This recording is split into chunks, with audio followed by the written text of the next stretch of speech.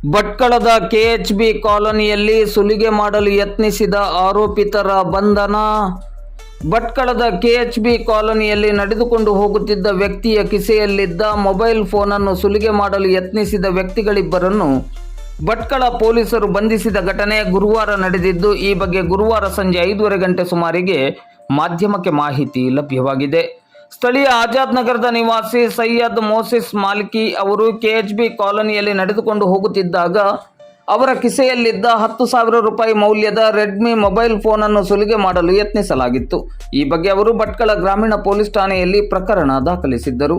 ಈ ಬಗ್ಗೆ ಆರೋಪಿಗಳಾದ ಭಟ್ಕಳದ ತೆಂಗಿನಗುಂಡಿ ಹತ್ತಿರದ ನಿವಾಸಿ ಹರೀಶ್ ನಾರಾಯಣ್ ನಾಯ್ಕ್ ಮತ್ತು ಹೆಬ್ಬಳೆಯ ನಿವಾಸಿ ಹೇಮಾ ತುಕಾರಾಮ್ ನಾಯ್ಕ್ ಇವರನ್ನು ದಸ್ತಗಿರಿ ಮಾಡಿ ನ್ಯಾಯಾಲಯಕ್ಕೆ ಹಾಜರುಪಡಿಸಲಾಗಿದೆ.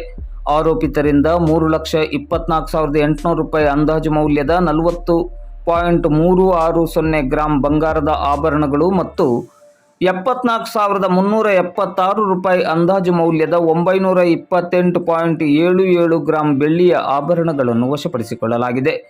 ಈ ಕಾರ್ಯಾಚರಣೆಯಲ್ಲಿ ಭಟ್ಕಳ ಗ್ರಾಮೀಣ ಪೊಲೀಸ್ ಠಾಣೆಯ ಪೊಲೀಸ್ ನಿರೀಕ್ಷಕರಾದ ಮಂಜುನಾಥ್ ಲಿಂಗಾರೆಡ್ಡಿ, ಉಪನಿರೀಕ್ಷಕರಾದ ಭರಮಪ್ಪ ಬೆಳಗಲಿ, ಪೊಲೀಸ್ ಸಿಬ್ಬಂದಿಗಳಾದ ಮಂಜುನಾಥ್ ಗೊಂಡ, ನಿಂಗನಗೌಡ ಪಾಟೀಲ್, ಶಾರದಾ ಗೌಡ, ಈರಣ್ಣ ಪೂಜೇರಿ, ಮಂಜುನಾಥ್ ಕಾರ್ವಿ, ಮಂಜುನಾಥ್ ಪಟಗಾರ್ ಭಾಗವಹಿಸಿದ್ದರು.